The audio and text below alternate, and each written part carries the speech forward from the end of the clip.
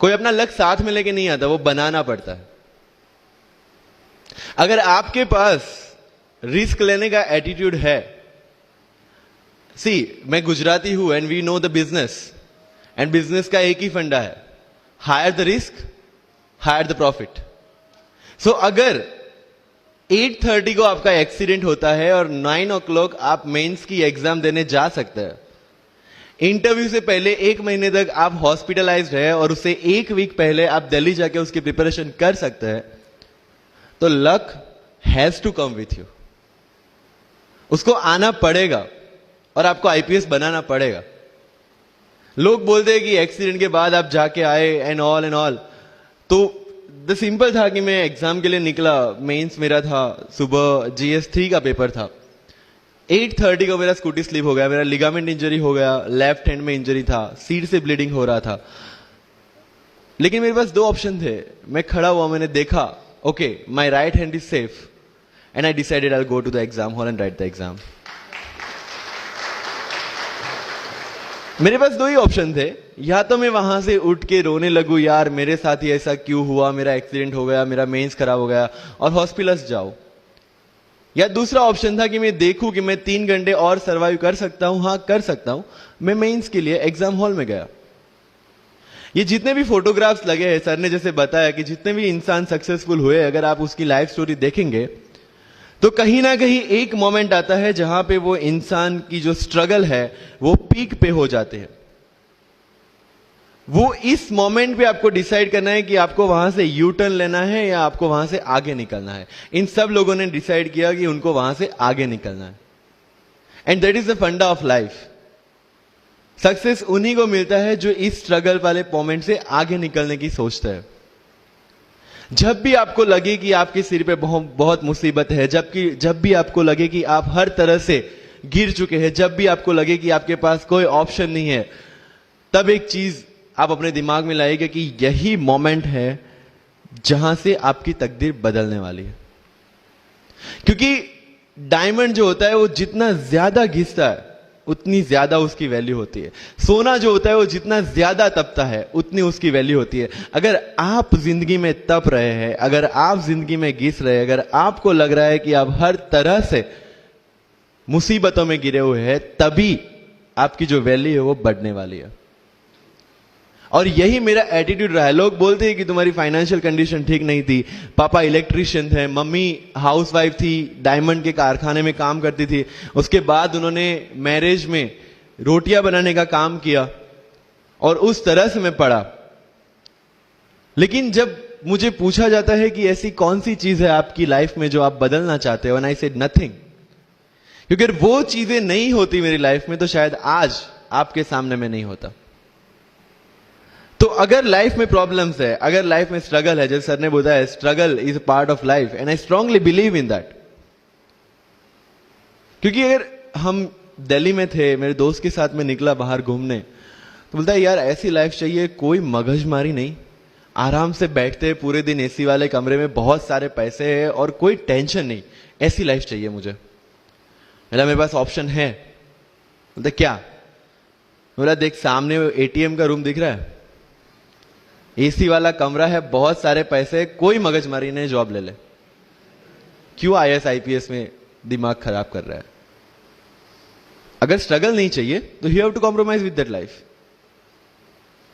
जब भारत वर्ष का सपना चंद्रगुप्त ने देखा, चाणक्य ने देखा, और उस भारत वर्ष को बनाने के लिए जब ये संघर्ष जारी था, और तब राजा धनानंद की डॉटर दुर्धरा से चंद्रगुप्त को प्यार हो जाता है, और जब चाणक्य उनको बोलते कि नहीं तुम्हें उससे दूर रहना है, और तब चंद्रगुप्त बोलता है आचार्य कभी कभी सोचता हूं कि जिंदगी में या ये भारत के सम्राट बनने के लिए इतना त्याग, इतना बलिदान ना देना होता तो। और तब चाणक्य रिप्लाई करते हैं तो हर कोई भारत का सम्राट होता। This is the fundamental rule of life. अगर आईएएस बनने के लिए, आईपीएस बनने के लिए सैक्रिफाइस करना नहीं पड़ेगा, अगर उसके लिए आपको त्याग नहीं करना पड़ेगा, तो आज पूरे इंडिया में हर घर में आपको आईएएस आईपीएस मिल जाएंगे। So when you are entering into this game of UPSC और MPSC, make sure that you have to sacrifice anything which will take you to your goal. लेकिन प्रॉब्लम ये है कि हमें टेंशन होती है, यार दोस्त की एंगेजमेंट है, उसकी बर्थडे पार्टी है, उसकी शादी है, अटेंड नहीं करूंगा तो बोलेगा मैं तेरी शादी में नहीं आऊंगा, एंड ऑल. लेकिन बिलीव मी, जब आप आईएएस बन जाओगे, वो सामने से याद दिलाएगा, भाई इनविटेशन कार्ड नहीं भेजा तूने. समझ रहे हो? तो जो कुछ भी इसके लिए सेक्रीफाइस कर रहे हो, वो जब आप उस पोस्ट पे पहुंचोगे, सब कुछ वर्थ है, सब कुछ. मैंने जो मेरा इंटरव्यू था यूपीएससी का, मुझे एग्जैक्ट डेट याद है, 23 मार्च को मेरा इंटरव्यू था. 20 फरवरी को मुझे हॉस्पिटल में एडमिट किया गया क्योंकि मुझे इन्फेक्शन हो गया था बॉडी में, एंड बहुत हाई फीवर था, तो आईवी के अलावा कोई ऑप्शन नहीं था. 1 मार्च को ठीक होके मैंने सोचा चलो दिल्ली निकलते हैं. 2 मार्च को मैं दिल्ली पहुंचा. 3 मार्च को वापस से टॉन्सिलाइटिस का अटैक होने की वजह से फ्लाइट लेके वापस से Palanpur, Ahmedabad. Again hospitalisation. 15 March को I got relieved from the hospital. 16 March को मैं दिल्ली पहुंचा और 23 मार्च को I gave my UPSC interview. तो 1 महीने का हॉस्पिटलाइजेशन. उसके बाद जब दिमाग में ये था कि मेरे साथ जो लोग इंटरव्यू दे रहे हैं वो 1 महीने से प्रिपरेशन कर रहे हैं, एंड 1 महीने से मैं हॉस्पिटल में था, again I thought this is the moment to prove yourself. I went to the interview और पूरे इंडिया में 2nd highest marks in interview. This is not to say कि मैंने कितना अचीवमेंट लिया, this is just to say UPSC is all about this.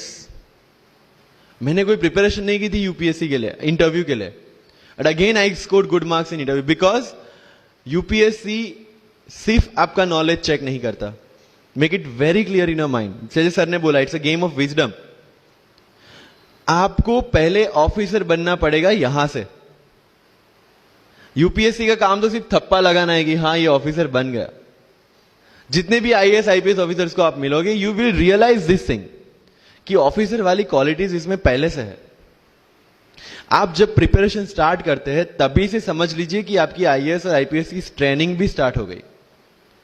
Because जो qualities आपको चाहिए as an officer, as a IAS, as an IPS, क्या qualities चाहिए? First of all confidence, कि जब आप उस सीट पे बैठते हैं, आपके सामने कोई भी क्वेश्चन आएगा, you will be able to handle the issue. ये कॉन्फिडेंस लेके आपको उस सीट पे बैठना है. यही कॉन्फिडेंस चाहिए when you start the preparation. Decision making. अगर हर एक टॉपिक पे आप हर एक कोई को पूछने जाते हैं, भाई इसमें कौन सी बुक पढ़ूं, इसमें क्या पढ़ूं, इसमें क्या करूं, then you are not suitable for this exam. लोग बोलते हैं कि 1 साल में प्रिपरेशन, जैसे मैंने जून 2016 में मैं दिल्ली गया और जून 2017 में मैं अपियर हुआ and I clear UPSC and GPSC. People से कि सर 1 साल की मेहनत में आपने एग्जाम क्लियर कर दिया. यस, टेबल और चेयर पे बैठ के करने वाली मेहनत 1 साल की थी, लेकिन उसके पीछे की मेंटल प्रिपरेशन कितनी पुरानी थी. जब मैं प्राइमरी स्कूल में था तब सोचा था कि आईएएस बनना है, और तब से मेरी जो जर्नी है, तब से मेरा जो टेम्परामेंट है, तब से मेरा जो एटीट्यूड है, वो इसी डायरेक्शन में था. जब कॉलेज में था तब मैंने एनजीओ स्टार्ट किया. 3 एनजीओ से मैं जुड़ा था. जब लोग सोशल मीडिया, व्हाट्सएप और फेसबुक पे बिजी थे, मैं वहां स्लम में जाके बच्चों को पढ़ा रहा था. क्यों? क्योंकि मुझे पता था कि फ्यूचर में यही काम करना है. क्यों ना अभी से उसकी ट्रेनिंग ले लो. So I have invested my each and every moment for this goal. Because जो पर्सनालिटी टेस्ट लास्ट में यूपीएससी लेता है, इंटरव्यू नहीं है वो. We consider it as interrogation. Interview को इंट्रोगेशन लेके चलते हैं, वहां पे पूछताछ होगी नहीं. अगर यूपीएससी के इंटरव्यू में 10 में से 9 क्वेश्चन के आंसर भी आप सॉरी सर और sorry ma'am, I don't know कह के देते हैं, उसका कोई इंपैक्ट नहीं पड़ता.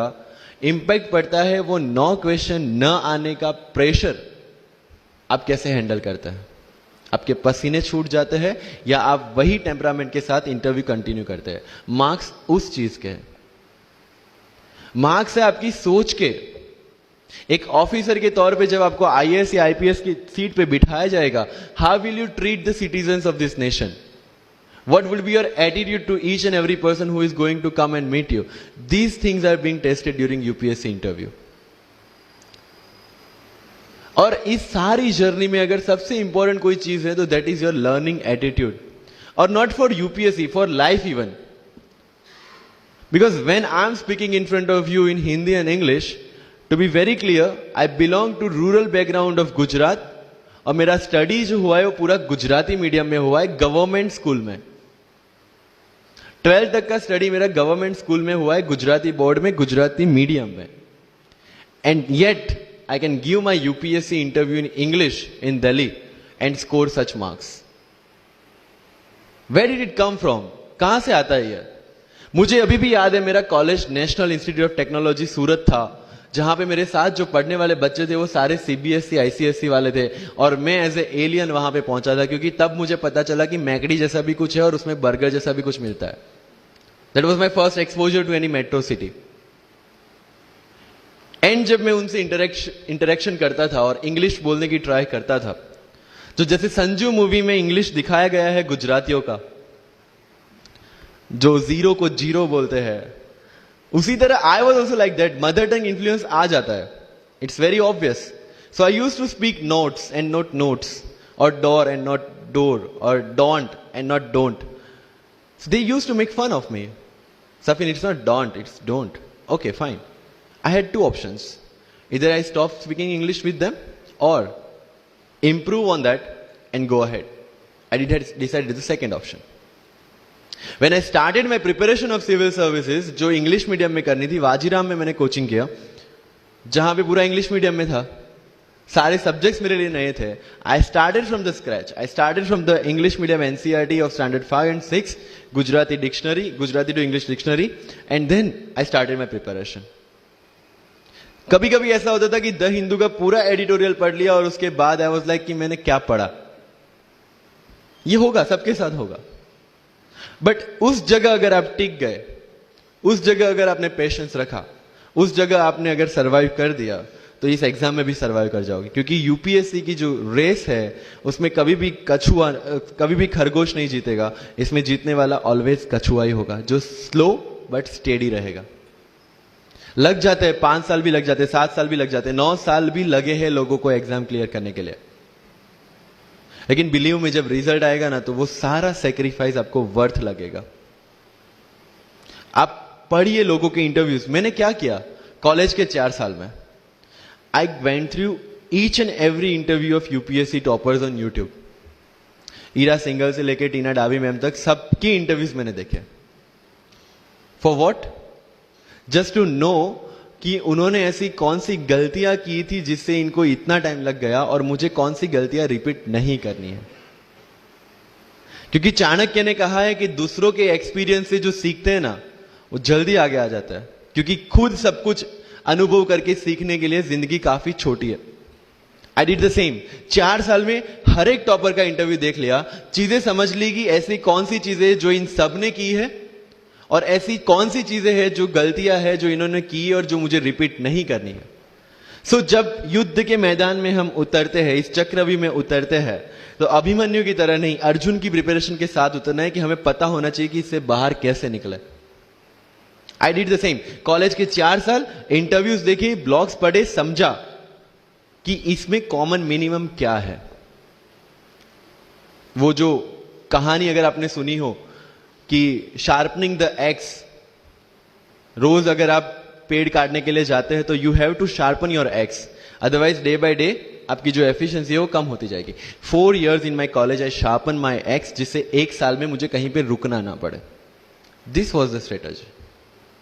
आज मेरे पास काफी मैसेजेस आते हैं, sir please give me your strategy. I am sure आप में से काफी लोगों ने किसी टॉपर्स को पूछा होगा, please share your strategy. Why? हर एक की स्ट्रेटजी अपनी खुद की होती है। अगर आज 990 लोग यूपीएससी में सिलेक्ट हुए तो यू विल गेट 990 स्ट्रेटजीज, क्योंकि हर एक की स्ट्रेंथ और हर एक की वीकनेस अलग है। You have to understand this. आप कभी डॉक्टर के पास जाते हैं बीमार होके, और कभी डॉक्टर को यह बोला है, सर जो आगे वाले पेशेंट को दी ना, मुझे वही मेडिसिन चाहिए। डिड यू से लाइक दैट? नो, क्योंकि उसकी बीमारी अलग है, मेरी बीमारी अलग है। सेम चीज विथ यूपीएससी। आपकी स्ट्रेंथ और आपकी वीकनेसेस अलग है, किसी टॉपर की स्ट्रेंथ और किसी टॉपर की वीकनेसेस अलग है। Why should I walk on the same path, जबकि मुझे पता है कि वो मेरे लिए बना ही नहीं। I have to create my own path. मेरा यूपीएससी का जो बुक लिस्ट है वो अगर आप देखेंगे ना, तो यू विल फाइंड कि ये completely out of the box book list है, मैंने कभी लक्ष्मीकांत नहीं पढ़ी। आई नो यूपीएससी फ्रेटर्निटी के लिए ये बहुत बड़ा स्टेटमेंट है। I never read Shankar IAS, I never read Yojana, I never read Kurukshetra.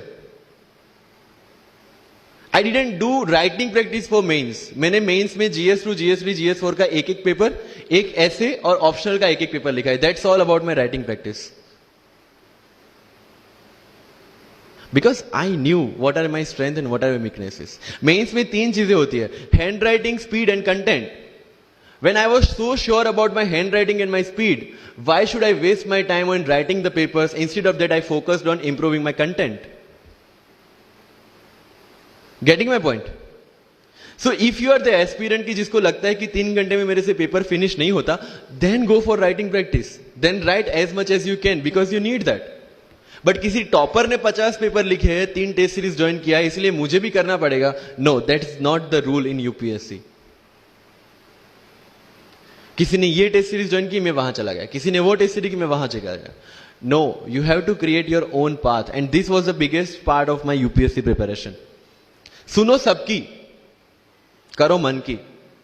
This is applicability of your mind. क्योंकि आपकी स्ट्रेंथ, आपकी वीकनेस आपसे ज्यादा अच्छा कोई नहीं जानता। आपके पेरेंट्स भी नहीं, आपका सबसे क्लोज टीचर भी नहीं। आपको 3 बार चीजें पढ़ के समझ में आती है, किसी को 5 बार पढ़ के समझ में आती है, किसी को 1 बार समझ में आ जाती है। But I want follow the same path जो आगे लोगों ने फॉलो किया है। वो मेरे लिए बना ही नहीं है। I have create my own path. Getting my point? Yes और नो? सो जो मजदूरी है वो सड़क पे एक इंसान 12 घंटे गड्ढा खोद के भी करता है, और एक टॉप कंपनी का CEO भी 12 घंटे दिमाग चला के मेहनत करता है। लेकिन how he is different from that person on the road? Because he uses his mind. In UPSC we are suppose to do the same. मुझे पता चला कि भाई लक्ष्मीकांत मेरी मेंस की रिक्वायरमेंट फुलफिल नहीं करता। प्रीलिम्स, जैसे सर ने बताया, was not into consideration. I know कि उसमें सिर्फ एक ब्रिज क्रॉस करना है, एक हर्डल क्रॉस करना है। अगर मैं प्रीलिम्स में 180 भी लेके आया, 190, इवन 200 भी लेके आया, तो मेंस में तो मैं सबके बराबर ही खड़ा हूं। Why to waste your time and energy on something which is just qualifying? Instead of that put your focus and energy to something, mains and interview, कि जिसकी वजह से आपको सर्विस मिलना है। Good marks in mains ensure that you are in the list. Good marks in interview ensure that you get the service of your preference. Prelims is about quality, mains is about quantity. Prelims में always मेरा target एक ही था, जो भी test में देता था, जो भी मैं सॉल्व करता था, I just need to cross 120, that's all. जितना सेफली मैं 120 क्रॉस कर लेता था, I put the paper aside. क्योंकि आज तक यूपीएससी का कट ऑफ कभी 120 से ऊपर गया नहीं और जाने वाला नहीं है। That was very clear in my mind. So minimum risk लेके मैक्सिमम आउटपुट लेना, वो प्रीलिम्स का काम था। एंड उसके लिए आपको सिर्फ प्रैक्टिस ही चाहिए। As sir said, there is no separate preparation for prelims. What I did, January तक मेंस ओरिएंटेड प्रिपरेशन, February से I started test series. Vajiram में January से टेस्ट सीरीज स्टार्ट हो जाती है। I started test series, I started revising the things and then prelims आ गया, दे दिया, खत्म। Even I am telling you, 27th of April को मेरा रिजल्ट आया सिविल सर्विस 2017 का। I got 570 rank. I was sure that I'll get IPS, but again that IAS वाली चीज, तो फॉर्म फिलअप किया हुआ था। I'm like, okay चलो दे देते आई। सो 15-20 दिन तो सेलिब्रेशन में निकल गए। रिजल्ट आया, आईपीएस बन गए, अच्छा है, चलो सही। बाकी बचे थे मेरे पास 1 वीक, 1.5 वीक, जिसमें से मेरे पास पढ़ना, तो पढ़ू क्या? आई टुक विजन 365, जिसमें से मैंने पढ़ना स्टार्ट किया। वो भी not with full heart, you know, क्योंकि एक बार जो आपका सेलिब्रेशन चल रहा है, एक सेंस ऑफ सिक्योरिटी आ जाती है। मैंने जैसे तैसे किया, लेकिन विजन में से इस बार कुछ पूछा नहीं, किसी में से कुछ नहीं पूछा 2018 में तो। But still I clear the prelims based on the last year preparation. मेरे साथ जिन्होंने 2018 की प्रिपरेशन की थी, जो 12 साल से 18 के लिए जो लड़ रहे थे, they couldn't clear the exam. Why? Because prelims is just a mind game. You have to understand that. सबसे अच्छी बात प्रीलिम्स में यह है कि आंसर आपकी आंखों के सामने है, जो मेंस और इंटरव्यू में नहीं है। So it's the most safest game. You just need to understand the trick which UPSC follows, where it can misguide you. तो अगर आपने यूपीएससी के पिछले 15-20 साल के पेपर आपने देख लिए हैं, तो आपको समझ में आ जाएगा कि यहां पे गड्ढा है। अगर यूपीएससी ने इस टाइप का स्टेटमेंट रखा है तो you have to be careful about this. But होता यह है कि हम विजन वाजीराम की टेस्ट सीरीज करके जाते हैं, हमारा माइंडसेट उस हिसाब से बन गया है, and then we try to attempt UPSC. So मेरा स्ट्रिक्टली एक ही चीज आपको कहना है कि अगर आपका प्रीलिम्स जून में है तो मिड ऑफ मई तक सारी टेस्ट सीरीज खत्म कीजिए, लास्ट 15 डेज में सिर्फ यूपीएससी के प्रीवियस ईयर के पेपर्स कीजिए, तो आपका जो माइंडसेट है वो यूपीएससी एंगल से सेट हो जाएगा। फिर you will not target the prelims exam from Vision और Vajiram point of view, you will do it from UPSC point of view. This is mind game. See, this can not be taught in any class और this can not be written in any book, this you have to understand by yourself. Wisdom जो sir ने बोला, अगर 5 लाख लोग prelims में बैठते हैं और 15,000 क्वालिफाई करते हैं, what is different with those 15,000? There are certain keys जो आपको पकड़नी है प्रीलिम्स के लिए।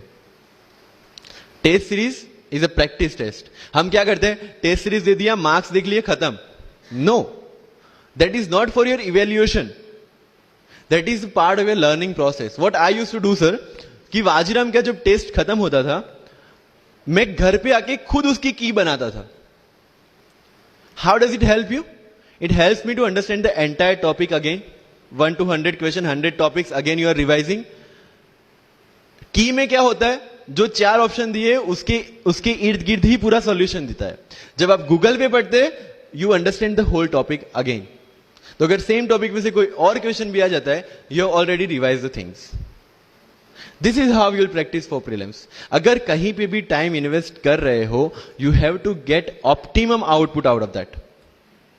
लोग करंट अफेयर्स के नोट्स बनाते हैं न्यूज़पेपर पढ़ के। I never made any notes. Why? जब कोचिंग क्लासेस इतना पैसा दे के उनके लोगों को बिठा के न्यूज़पेपर में से, पीआईबी में से, पीआरएस में इतना अच्छा मंथली मैगजीन प्रिपेयर करते हैं, what is the need for me to write down the same thing again in my notes? उससे बेटर है कि मैं वो मंथली मैगजीन बार बार रिवाइज कर लूं। वाजीराम में एक सिस्टम है, 500 लोगों का क्लास होता है। अगर आपको फ्रंट रो में बैठना है तो you have to go 1 hour early. So मैं 1 घंटे पहले जाता था, लेकिन 1 घंटे पहले जाके लोग वहां क्या करते थे, they started discussing the things जिनके बारे में उनको खुद को पता नहीं होता। What I used to do, putting on my headphone, taking the monthly magazine and going through the sections 1 by 1। 1 साल मंथली मैगजीन को 1 घंटे वहां बैठ के ही रिवाइज किया है, no extra time for that. और इसी हिसाब से प्रीलिम्स के पहले मेरे मंथली मैगजीन 5 बार रिवाइज हो चुके थे। That give you the confidence to go for the prelims exam. Revision, हर बार क्या होता है, प्रीलिम्स में जाते हैं, एक क्वेश्चन देखा, 2 ऑप्शन पता है, 2 ऑप्शन नहीं पता है, होता है यूपीएससी में, इट्स वेरी कॉमन। 2 ऑप्शन पता है, that means you have read that topic. 2 option नहीं पता, that means you lack clarity on that topic. ये डिलेमा वाले क्वेश्चंस जितने कम, आइदर आपको आता है और नहीं आता है, दैट्स ऑल। जितने ज्यादा क्वेश्चंस में डिलेमा, उतना आपका रिवीजन ज्यादा चाहिए, उतनी आपकी क्लैरिटी कम है। This is simple test for checking out कि आपकी प्रिपरेशन कहां तक पहुंची है। जब भी टेस्ट लेके बैठो, टॉपिक है, अगर पढ़ा हुआ है तो यू मस्ट नो एवरीथिंग, अगर नहीं पढ़ा है that's not the issue. See, you just need to score 60% और 70% in prelims, same thing 50% in mains. So there is no one who can clear the 100% syllabus of UPSC. आज तक UPSC, GPSC दोनों first attempt में clear करने के बाद भी, if I am asked something from medieval India, I don't know anything. पढ़ा ही नहीं, मैंने स्किप कर दिया। मुझे पता है कि अगर 2 क्वेश्चन पूछते हैं प्रीलिम्स में, why to invest such a time on that? Instead of मैं पॉलिटी और इकोनॉमी का रिवीजन ना करूं जिसमें से श्योर क्वेश्चन आने हैं, या फिर मैं इकोनॉमी और एनवायरमेंट ना पढ़ूं जिसमें से 15-20 क्वेश्चन श्योरली आना है। Why to waste some time on something which is very uncertain in exam? And believe me, जब मैंने मेडिवल छोड़ा, मैं सर के पास गया था, ही माइट नॉट रिमेंबर, लेकिन मुझे याद है। मैं बोला, सर मेडिवल पढ़ूं? बोलते क्वेश्चन पूछते तो नहीं है मेडिवल में, लेकिन मैं ये नहीं कहूंगा कि तुम मेडिवल मत पढ़ो, क्वेश्चन आ गए तो। एंड आई अंडरस्टूड, सर समझदार को इशारा काफी है। I left the portion and 2017 के प्रीलिम्स में एक भी क्वेश्चन मेडिवल से नहीं है। अब इसको आप लक बोलोगे, बट ये लक तब बना जब मैंने कोई डिसीजन लिया। समझ रहे हो, राइट? तो सी, यूपीएससी मैंने पहले भी अपने इंटरव्यूज में कहा और आज फिर से कर रहा हूं, it's just a mind game, it's just a mind game. चीजों को समझना है। मेंस में अगर मैंने आंसर राइटिंग नहीं किया तो I should not gate demotivated, because मुझे पता है कि मुझे उसकी जरूरत नहीं है। आपकी जरूरतें आपको पता होनी चाहिए कि आपको किस चीज में। आई was very sure in my mind कि अगर मुझे फर्स्ट अटेम्प्ट में क्लियर करना है तो मुझे कोचिंग चाहिए। That was very clear in my mind. जब मैंने सोचा कि कोचिंग करना है, वाजीराम में करना है, क्योंकि I research a lot about coaching institutions, तब मैं डिसीजन पे पहुंचा कि वाजीराम में करना है। पता चला कि वहां की फीस 1.5 लाख है, रहने का खर्चा 3-3.5 लाख तो आराम से हो जाएगा। अरे घर में टोटल सेविंग 10,000 से ज्यादा नहीं थी उस time. But I saw the dream, करना है, यहीं से करना है। एंड फिर गांव से एक बिजनेसमैन ने बोला कि ठीक है, you go to Delhi, you pursue your dream, I will finance your expenditures. But ये तब हो पाया जब I saw the dream without considering the situations. इसलिए ओम शांति ओम का एक डायलॉग जो मुझे सबसे ज्यादा फेवरेट है, अगर किसी चीज को पूरी शिद्दत से चाहो तो सारी कायनात तुम्हें उससे मिलाने की साजिश में लग जाती है। मेरे साथ ऐसा ही हुआ, क्योंकि मैंने शिद्दत से चाहा था यूपीएससी को। और जिस दिन दिल्ली में मैंने पैर रखा था, उसी दिन मेरे दिमाग में क्लियर था कि मेरा फर्स्ट अटेम्प्ट ही मेरा फाइनल अटेम्प्ट होगा। इस मेंटालिटी के साथ, सी होप्स वी कैन डू, हम ड्रीम्स देख सकते हैं, रिजल्ट क्या आना है वो अपने हाथ में नहीं है।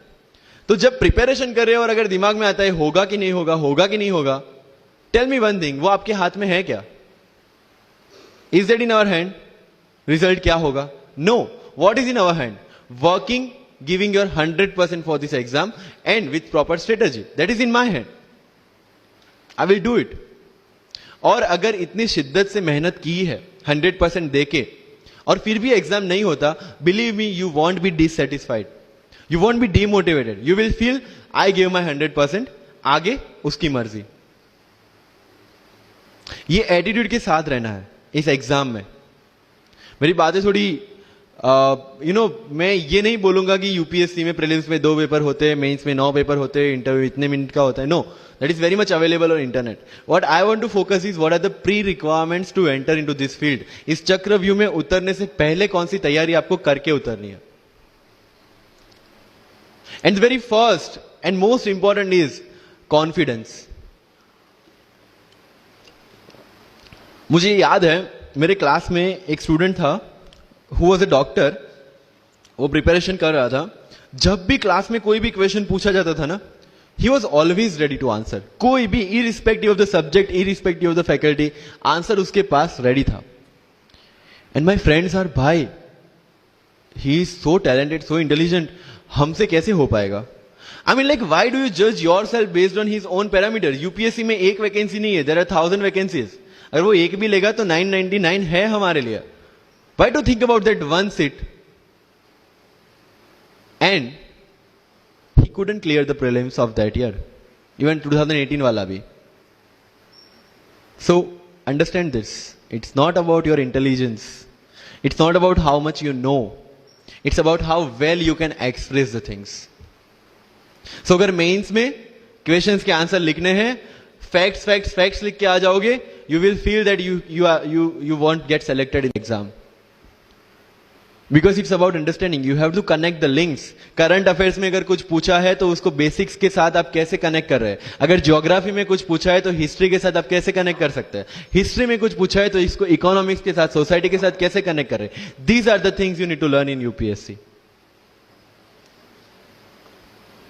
बट इन सारी चीजों के लिए, whether you appear for prelims, whether you appear for mains, और whether you appear for interview, one thing is very much needed, that is your confidence. और कहां टूटता है ये confidence? If I am reading current affairs for Vision IAS और मेरा दोस्त insight लेके बैठा है, तब मेरे में इनसिक्योरिटी आ गई, यार ये इनसाइट पढ़ रहा है, मैं विजन कर रहा हूं, कहीं छूट गया तो। आपने इनसाइट स्टार्ट किया, फिर कोई नेक्स्ट आईएएस का लेके आ गया, यू विल फील लाइक यार नेक्स्ट आईएएस करना पड़ेगा। उसने नेक्स्ट आईएएस, आपने नेक्स्ट कोई वाजीराम लेके आ गया। कहां पे भटकेंगे? You have to stick to one resource, क्योंकि यूपीएससी का सिलेबस सेम है, हर एक क्लासेस का मटेरियल सेम है। डिफरेंस कहां आता है कि 10 बुक लोग एक बार पढ़ते हैं, एक बुक आप 10 बार पढ़ रहे हैं। मुझे याद है जब मैं ये 1 घंटे में वाजीराम का करंट अफेयर्स पढ़ता था वहां पे बैठ के, everybody was with vision IAS current affairs, but I was very much clear कि विजन के करंट अफेयर से they can clear the prelims, but mains का कंटेंट नहीं मिलेगा। जो मैं पढ़ रहा था that was specifically design for mains, and I could like I continued this Vajiram without getting affected what other people are doing. Coaching में भी ये सेम होगा, your classmates will be doing something, you will be doing something. जब लोग ने लक्ष्मीकांत नहीं किया, I didn't do Lakshmikant, I didn't read Yojana, I didn't read Kurukshetra, but I was so sure about my mind कि इसकी जरूरत नहीं है। योजना में करते क्या है, किसी एक टॉपिक के जितने भी करंट इनिशिएटिव है गवर्नमेंट के, उसको बना के एक पूरा मैगजीन बना दिया। When you are reading the newspaper, when you are watching the Rajya Sabha TV, when you are reading the monthly magazines, जो सारी करंट अफेयर्स को ही कवर कर रहा है, तो उसी चीजों को उन्होंने सेग्रीगेट करके अलग दिया है। अब उसमें आप 3 घंटे अलग से वेस्ट करो, उससे बेटर है कि वो 3 घंटे उसी चीजों पे डालो जहां पे आपने ऑलरेडी पढ़ रखा है। So with minimum material, minimum required material, you have to give your optimum output. Multiple resources ले जाने का कोई मतलब नहीं है, you will be confuse. And जो फर्स्ट टाइमर्स है उनके लिए बोल रहा हूं कि your first attempt your best attempt, क्योंकि आपके पास लिमिटेड होता है। क्या होता है, ज्यादा पढ़ के जाते हैं ना जब मेंस में, ये लिखूं वो लिखूं ये लिखूं, उसी में कंफ्यूज, उसमें आता ही बहुत लिमिटेड है, लिखना भी लिमिटेड ही है, right? So it's about your limited knowledge with maximum understanding. अगर किसी चीज को आप समझते हैं तो उसको अच्छी तरह से सारे डायमेंशंस को ध्यान में रखते हुए समझ लीजिए, दैट्स ऑल। मैंने जब यूपीएससी के बेस पे जीपीएससी का एग्जाम दिया, Gujarat public service commission class 1, तो मैंने कोई जीपीएससी के लिए अलग प्रिपरेशन नहीं किया था। जो यूपीएससी का प्रिपरेशन था उसी के दम पे जीपीएससी का एग्जाम दिया, लेकिन सिलेबस कितना टारगेट किया जो दोनों में कॉमन था। उस कॉमन सिलेबस के बेस पे मैं गुजरात में ऑल गुजरात रैंक 34 ला पाया। And one more interesting thing is that I did my entire preparation in English from scratch to the end in Vajiram, which is English medium institution. I wrote my mains in Gujarati, entire mains, with Gujarati literature as an optional subject, for which I didn't prepare in Delhi. See the level of uncertainties. But that was well designed according to my strength and my weaknesses. I knew कि मेरा schooling Gujarati medium में हुआ है, the way I can express in Gujarati, I cannot express in English, and UPSC mains is all about ethics, essay and optional, in which you have to write your own thoughts. Why should not I join Gujarati medium? Preparation English में था, लेकिन वो किस लिए था? To understand something. Once you have understood something, you can represent in English as well, Gujarati as well, Hindi as well. So medium का तो कोई क्वेश्चन यूपीएससी में कहीं पे भी नहीं आता है, believe me. If you have understood the things well, you can represent in any language. And UPSC don't see your fluency and accuracy in the language. It sees your clarity and the way you express the thoughts. So never ever be confused about your medium of exam. Choose the medium जहां पे आपको लगता है कि आप अपना 100% दे सकता है। और अगर फिर भी confusion है, take a essay topic, write down one essay in Marathi or Hindi or whichever language you are confused with, and write the same topic in English. Get it evaluated by yourself only and see where you have given your 100% and optimum output. That is your language which you can choose for the mains. That's all. UPSC में interview English में दे या हिंदी में दे, जिस language में आप अच्छे से clarify कर सकते उसी लैंग्वेज में देना है, दैट्स ऑल। सर कितने घंटे पढ़े? 1 टेस्ट। रात को जब सोने जाते हो अपने आप से पूछो कि आज के दिन में कितना टाइम वेस्ट किया।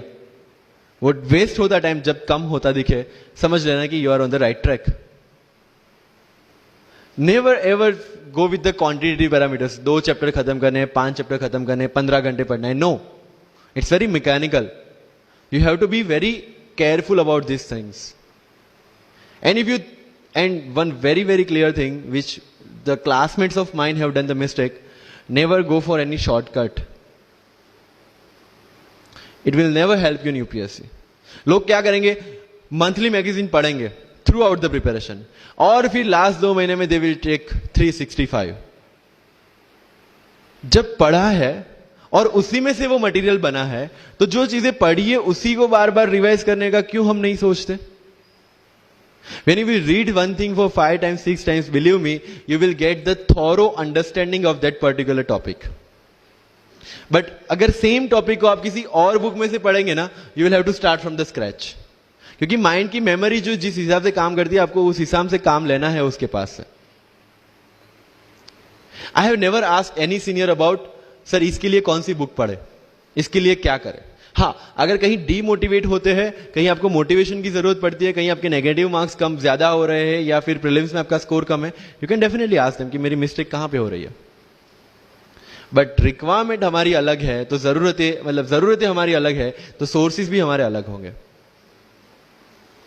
तो मुझे जब लगा, एंड मेरी पूरी preparation mains and interview oriented ही थी, प्रीलिम्स के ओरिएंटेड मैंने कुछ नहीं पढ़ा। I never read India yearbook as well, क्योंकि पता है इंडिया ईयरबुक में होता क्या है, करंट अफेयर्स का updation. We are reading current affairs monthly magazine, जो लोग हर जगह से उठा के बनाते हैं। Why to waste your time and energy on something which is the repetition of the same thing? So you have to be very smart in your approach. And one thing, अगर सिविल सर्विस में जाना है और इस game में टिकना है, तो आपका जो इंस्पिरेशन होना चाहिए, that should be from with in. आपको आईएएस आईपीएस क्यों बनना है? This is the fundamental question. और जब भी डीमोटिवेशन जैसा लगे, जब भी लगे कि मेरे से नहीं हो पा रहा है, ask this question to yourself. अगर कन्विक्शन स्ट्रांग होगा क्यों बनना है, you will be able to stay in this game. लेकिन अगर पैसों के लिए जाना है, मटीरियलिस्टिक गोल्स लेके जाना है, believe me, UPSC checks our presentation, but God checks our intention. This is very much clear, which I have felt, which I have seen. With what intentions you want to enter into service matters a lot. If you feel for the downtrodden, if you feel that you want to work for the nation, if you feel that you want to give something to the society, then only come into this service. If you want to make money, join some corporation. So with clear intentions, with clear inspiration, you have to enter into this game, and with lots of confidence. Don't take certificate from others. आज तक life में हमने यही किया है। अगर किसी marriage में भी एकदम बन ठन के गए हैं, लेकिन जब तक सामने वाला मुझे नहीं बोलता dude you look good today, हमें सेटिस्फेक्शन नहीं होता। Isn't it? We want certificate from others. No. कोई जब तक मुझे आके नहीं बोलता कि तेरे से यूपीएससी हो पाएगा, तब तक मुझे खुद कॉन्फिडेंस नहीं होता कि मुझे यूपीएससी करना चाहिए नहीं करना चाहिए। या अगर कोई मुझे आके बोल देता है कि भाई 3, 4 साल 5 साल तो लग ही जाएंगे, तेरे बस की चीज नहीं है, अगेन मैं सोचने बैठ जाता हूं। कुछ लोग तो, मेरे गुजरात में तो ये कल्चर है, यहां पे ये कल्चर है नहीं पता, लेकिन सम पीपल थिंक पहले एमपीएससी कर लो, पहले क्लास 3 क्लास 2 कर लो, फिर यूपीएससी के बारे में सोचो। ऐसा है यहां पे? यस और नो?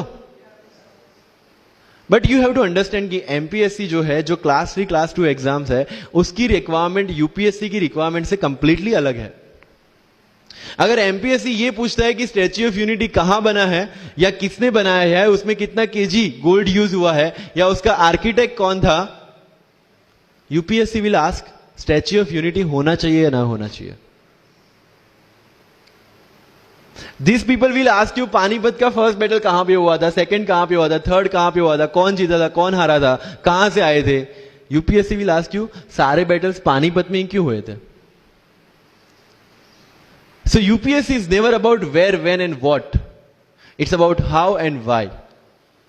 So जो भी चीजें आप पढ़ रहे हैं, जितनी भी चीजें आपके आसपास आ रही है, ask the question why and ask the question how. Without getting biased. One thing is very much needed for this service is your critical attitude toward everything without getting influence from anyone and anything. You are not supposed to get influenced by any ideology. You are not supposed to get influenced by any one person. One thing is your guiding torch throughout this exam and throughout your life should be the Constitution of India and the philosophy of the Constitution of India. No party philosophy required. So अगर कोई चीज हो रही है, I have only one thing to do: check the merits, check the demerits, propose the solution. If there is a demonetization, what will be the advantage, what will be the disadvantage, what could have been done, and what should be done. That's all. Being an IAS or IPS, you have to do the same. But again, मैंने जो बोला कि बन के जो करना है उसकी ट्रेनिंग आपकी अभी से स्टार्ट हो गई है. किसी व्यक्ति विशेष के इन्फ्लुएंस में आके या किसी विचारधारा के इन्फ्लुएंस में आगे अगर आपने ये एग्जाम की प्रिपरेशन स्टार्ट की, believe me, you are not going to score good in this exam. UPSC has its own checks and balances. Prelims खत्म कर लिया, मेंस में फिर से होगा, मेंस निकाल दिया, इंटरव्यू में फिर से होगा. देयर आर 3 स्टेप्स इसीलिए रखे गए ताकि डिजर्विंग कैंडिडेट्स आ पाए. And if you have any reservation in your mind कि अगर मैंने मराठी मीडियम में रह के पढ़ाई की है, या मेरा फैमिली बैकग्राउंड अच्छा नहीं है, या मेरी एज ज्यादा हो गई है, या मैं वर्किंग प्रोफेशनल हूं, उसके साथ में कैसे एग्जाम करूं, हर एक प्रॉब्लम के लिए we have the solutions and we have the examples जिन्होंने अलग अलग तरीके से प्रिपरेशन की है. All India rank 2 Anu Kumari madam 1.5 साल 2 साल के लिए अपने 2.5 साल के बच्चे को अपने से दूर रख के प्रिपरेशन किए at the age of 31 and she could become the IAS. या you can take the example of Ummul Kher कि जिसको 8वीं क्लास में घर से निकाल दिया ये बोल के कि हमारे घर में बच्चियां 8वीं से ज्यादा नहीं पढ़ती, और उसी झोपड़पट्टी में रह के उसने पढ़ाई की, बच्चों को ट्यूशंस दिया, 3 दिन 4 साल पुरानी रोटियां खाई, और उसके बाद भी जवाहरलाल नेहरू यूनिवर्सिटी में से PhD करके फर्स्ट अटेम्प्ट में यूपीएससी में ऑल इंडिया रैंक 400 समथिंग लेके आज शी इज डूइंग IRTS की training. And with the genetical disorder की उसके जो बोन डेंसिटी वो काफी कम है, तो आज तक 16 से 17 तो उनके ऑपरेशन हो चुके हैं. Do we have any kind of limitations like this? कोई जेनेटिक डिसऑर्डर या घर से निकाल दिया गया हो या खुद मजदूरी करके पढ़ना है? No. Then what are the problems? All problems are here. अगर मैंने ये सोचा होता कि अब एक्सीडेंट हो गया, मेरे से नहीं लिखा जाता, नहीं लिख पाता मैं. मुझे किसी ने पूछ लिया कि सफीन हसन के अचीवमेंट्स इतने हैं, इतना सब कुछ मतलब पा लिया है, what is the failure in your life? And I said there is no failure in my life, there are certain experiences in my life. If you want to make it success or failure, it's in your mind. अगर किसी चीज आपके साथ कुछ हुआ, उसमें से सीख के आगे बढ़ने का एटीट्यूड आपके पास होगा, UPSC is all yours. So वही चीज जो कहावत है, deserve before you desire. If you want to be in civil service, you have to deserve for that. If you want कि आपके घर में फॉर्च्यूनर हो, तो पहले फॉर्च्यूनर रखने की जगह होनी चाहिए. In simple words, right? So if you want to be in civil services, you have to develop that mindset. मेरा अगर यूपीएससी का इंटरव्यू आपको पढ़ना हो तो it's available on my Facebook में, मेरा फेसबुक अकाउंट पे थोड़ा स्क्रॉल करके अगर जाओगे, it's Safin Hasan, SAFIN HASAN. उसमें अगर आप नीचे जाओगे, you will find the PDF जिसमें क्या क्वेश्चंस पूछे गए और उसके क्या आंसर मैंने दिए. Everything I have written down.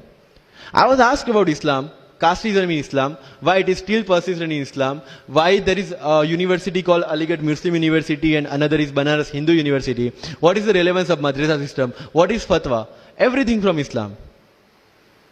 Not because they want to do something, some bias with me or something like that. They just want to check कि अगर इस इंसान को हम IAS या IPS के पोस्ट पे बिठाते हैं, whether he will treat the person as a citizen of India or member of any one particular community. And that's how I could score 204 in UPSC interview. Because I could satisfy them. And this is not because I could score, this is the requirement of this job. अगर आपको लगता है कि being मुस्लिम आपके साथ कुछ distinguish behaviour किया जाता है, मुझे ये क्वेश्चन पूछा गया. मेरा एक इंटरव्यू है जिंदगी विथ रीचा में, जो अंसार भाई का काफी वायरल हुआ था. Same Richa Anirudh also took my interview. She asked me this कि when you belong to Gujarat and when you are an IPS officer, कहीं ना कहीं दिमाग में 2002 आता है और उसके बाद आपको कहीं लगा कि बीइंग अ मुस्लिम आपके साथ कहीं पे कोई भेदभाव हुआ है या कोई डिस्क्रिमिनेशन हुआ है. And I simply said no, I never felt like that, because मेरे दिमाग में कहीं पे डिफरेंशिएशन या डिस्क्रिमिनेशन नहीं है. It's always here. If I treat people differently based on their religion or the caste, I will see how people behave with me from that angle only. But if I am treating everyone equally, if I have no bias in my mind, I will not see biasness or this kind of discrimination anywhere. If you want to enter into this service, this is the first and foremost requirement that you have the secular outlook, secular thinking, and thinking as per the Constitution of India. That's all. So जो मैं deserve before you desire की बात कर रहा हूं वो यहीं से शुरू होती है. एक आईपीएस और आईएएस बनने के बाद आपको जो चीजें करनी है वो आपको यहीं से इम्बाइब करना स्टार्ट करना पड़ेगा. You can not go to each and everyone and ask इसके लिए क्या करूं, उसके लिए क्या करूं. You have the internet, find your questions and find your answers by yourself. When you will become an IAS, tell me one thing, collector का charge मिला आपको, कोई क्वेश्चन आया, you will go to 10 people and ask इसमें क्या करना चाहिए. No, you have to take the decision and act on that. Being an IPS आपको कहीं पे मोब हैंडल करने जाना है, you cannot ask your subordinates or your constable, भाई इसमें क्या करूं. You have to take decision. That decision making starts from here. मैं लक्ष्मीकांत पढ़ूं, डीडी बासु पढ़ूं, सुभाष कश्यप पढ़ूं या किसी कोचिंग के नोट्स पढ़ूं, you have to decide by yourself according to your requirement. मैं द हिंदू पढ़ूं या इंडियन एक्सप्रेस पढ़ूं, मुझे जो चीजें ज्यादा समझ में आती है, रीड दैट थिंग. न्यूज तो सेम ही है, राइट? मुझे जो चीजें समझ में आती है और यूपीएससी का जो रिक्वायरमेंट है, ये दोनों चीजें मुझे ध्यान में रखनी है. So with this 50 minutes of कथा, I will take 5 to 6 questions from your side. But last but not the least जो मुझे बताना है, and not for UPSC, GPSC, for the entire life, कि जितने भी कंप्लेंट्स आपकी लाइफ में है, मैं यहां से आता हूं, मेरे पेरेंट्स ये करते हैं, मैं वो करता हूं, मेरे पास मेरा इंग्लिश अच्छा नहीं है, मेरा मैथ्स अच्छा नहीं है, ये सारे हमने अपने आप को दिए हुए एक्सक्यूजेस है. You have to find the solution by yourself. अगर इंग्लिश नहीं आता है, I can start with the 5th standard book. और 5th standard बुक से भी शुरुआत करने में अगर मुझे अपना ईगो बीच में आ रहा है, then I can not learn it at any stage of my life. Start with the 5th standard book, start listening English, start speaking English. अगर बोलने में शर्म आती है, अपने मोहल्ले के किसी 3-4 बच्चों को जो 1st, 2nd standard में, उनको उठाओ और उनके साथ बातें करो. उनको वैसे भी समझ में नहीं आ, और अपने को वैसे भी पता है अपन क्या बोल रहे हैं. Getting my point? तो अगर वहां पे भी अगर ईगो बीच में आ रहा है, start doing like this. Start speaking. मैं 11th-12th में था, मुझे पता था मेरा इंग्लिश कैसा है, फिर भी I used to speak English, क्योंकि मुझे पता है सामने वाले को तो वैसे भी समझ में नहीं आ रहा है. अगर किसी मूवी में इंग्लिश डायलॉग सुन लिया, पूरा दिन मेरे दिन, मतलब जहां पे भी कोई भी बात करूंगा, मैं वहां पे वो डायलॉग घुसाऊंगा. This attitude should be there. अगर आज हिस्ट्री में से या एनसीईआरटी से 5 ऐसी चीजें आपने नहीं सीखी है, try to think upon that, try to ponder over that. ये मराठा साम्राज्य वाली जो नोट्स दी थी, try to make the summary out of it, कि कोई भी एडमिनिस्ट्रेशन को अगर टिकना है तो क्या क्या जरूरी है, किसी एम्पायर को अगर बनना है तो क्या क्या जरूरी है, कहां पे उन्होंने मिस्टेक की. They should have focused on the consolidation rather than expansion. They focused on the expansion rather than consolidation, and that is where they made the mistake. Till the time of Akbar, it was same. But later on, that consolidation comes into picture. UPSC में भी same है. Consolidate what you have read and then go for the expansion. अगर NCERT पढ़ी है तो उसको consolidate करोगे, इसमें से क्या निकला, then go for the Bipin Chandra advanced books. Getting my point? So अगर आपको भी आपका यूपीएससी का एम्पायर मजबूत बनाना है, then go for the consolidation first and then go for the expansion. तो लाइफ में जो मैं कंप्लेनिंग एटीट्यूड की बात कर रहा था, वो कंप्लेनिंग एटीट्यूड आपको कहीं पे भी नहीं ले जाएगा. You have to put all your complaints aside, start preparation. क्योंकि आज तक दुनिया यह मानती थी कि एक भी शब्द बिना बोले हम अपनी बात एक्सप्रेस नहीं कर सकते. तब हमारे साथ थे चार्ली चैपलिन, जिन्होंने एक भी शब्द बिना बोले सारी दुनिया को एंटरटेन किया. आज भी दुनिया जब यह मानती है कि सिर्फ औरतें अच्छा खाना बना सकती है, हमारे सामने संजीव कपूर, जिन्होंने पूरी दुनिया को भारत का स्वाद चखाया. आज भी अगर दुनिया यह मानती है कि अकेले इंसान से कुछ नहीं हो सकता, हमारे सामने महात्मा गांधी, जो अकेले चले थे और पूरा देश उनके पीछे चला था. आज भी दुनिया अगर यह मानती है कि धनवान बनने के लिए हनुमानगढ़ में पैदा होना जरूरी है। हमारे सामने धीरूभाई अंबानी, जिन्होंने पूरी दुनिया को एक सपना दिखाया, कर लो दुनिया मुट्ठी में, और आज रिलायंस इंडस्ट्री वर्ल्ड की और इंडिया की सबसे बड़ी इंडस्ट्री है। आज भी दुनिया अगर ये मानती है कि हम कम एज, ज्यादा एज में कुछ नहीं कर सकते, हमारे सामने अमिताभ बच्चन, जो आज भी एक साल में 3 ब्लॉकबस्टर मूवीज देते हैं। अगर आप ये मानते हैं कि सिविल सर्विस में आने के लिए आपका बैकग्राउंड होना जरूरी है, आपके सामने Shahrukh Khan without any background आज भी बॉलीवुड का बादशाह है। अगर आज तक दुनिया ये मानती थी कि हम सिर्फ धरती पे रहने के लिए बने हैं, हमारे सामने नील आर्मस्ट्रांग जो चंद्र पे जाके आए, आज तक हम ये जानते हैं कि हम क्या है, हम क्या बन सकते हैं, ये जानने का टाइम शुरू होता है अब। Thank you so much.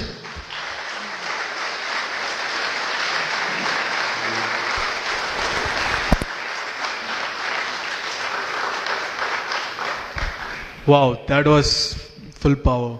Thank you very much, sir.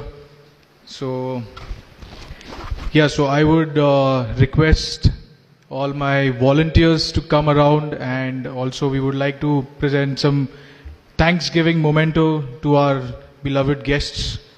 And yeah.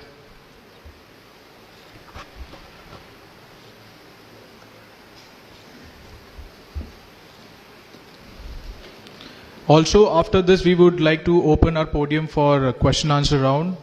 And just to also let you guys know that when we guys exit, so our volunteers would be standing at the exit gates. So just remove your registration form from the thing that has been provided, fill it up, and while exiting, give it to them. And also we have provided some tea and coffee at the exit, so you can have that.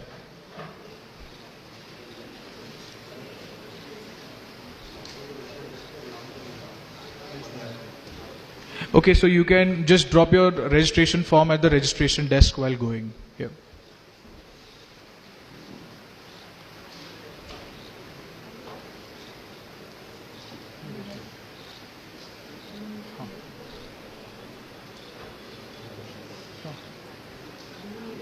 Okay, so we open the podium for question answers. Can we have the mic for the audience, please? Yes. Anybody who would like to ask any question to any of our guests, please? Hello. Good afternoon, all of you. My name is Shehbaz Mania. So my question to you is, 2013 से जब syllabus change हुआ, तो 13 से 15 तक prelim का pattern अलग था और 17-18 में पैटर्न अलग था। तो सर आपका जो अटेम्प्ट है दोनों भी, वो 17 और 18 के हैं। तो आपने पहले इसका अटेम्प्ट ना देते हुए ये दोनों से कोप अप कैसे किया प्रीलिम्स? मतलब सडन चेंज था पैटर्न में, तो और आपने दोनों भी प्रीलिम्स क्लियर किए हैं। तो सर प्रीलिम्स के ऊपर थोड़ा सा एनलाइटन कीजिए। Thank you. 16 और 17 का, सॉरी 17 और 18 का प्रीलिम्स का पेपर पैटर्न अलग था, लेकिन वन थिंग इज दैट कि वो सबके लिए अलग था। जो 4 साल से प्रिपरेशन करी है उनके लिए भी और जो फर्स्ट टाइमर है उनके लिए भी। So you have to make one thing very clear कि जो अनसर्टेनिटी है that is part of UPSC, it's unpredictable public service commission. तो अगर इफ यू हैव नोटिस 17 का मेंस का पैटर्न भी अलग था compare to 16। So this is just to give you level playing field. UPSC का ये चीज है कि it will always equal the opportunity for everyone. तो सीनियर और फ्रेशर्स के बीच में इक्वल अपॉर्चुनिटी देने के लिए they give this unpredictability. One thing make sure, 17 का पेपर पैटर्न अलग था, 18 का तो कंप्लीटली अलग था, 19 का वी डोंट नो कि कैसा होगा। So your preparation should never get changed. आपका जो ट्रैक है जिसमें आप स्टेटिक की प्रिपरेशन कर रहे हैं और करंट अफेयर्स की प्रिपरेशन कर रहे हैं, जिस हिसाब से कर रहे हैं, follow the same, because everybody is doing the same and whatever the change will be there in UPSC will be equal for all.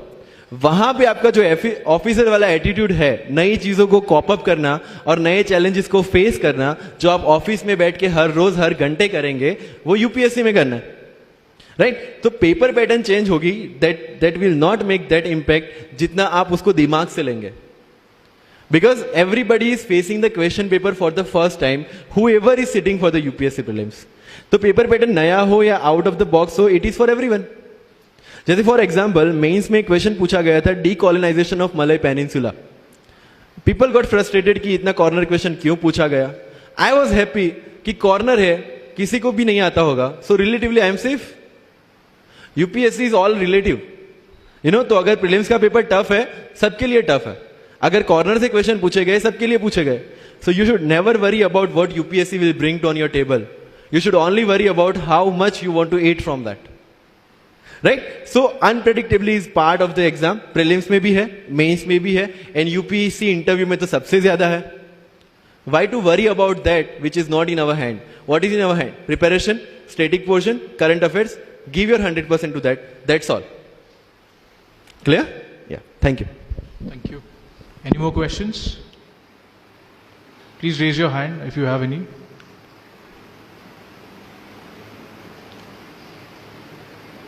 All right, thank you very much. Okay, we have one more question behind. Have the question. Yeah.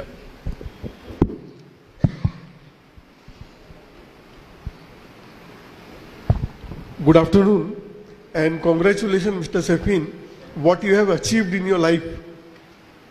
मेरा question ये है कि if I want to make my future generation IAS और आज के मैं हालात देखूं और आज की चीजें देखूं, तो क्या वो पॉसिबल है वो चीज चेंज होना जो आप लोग बोलते हैं कि you have to work for the society and you have to think the change the things.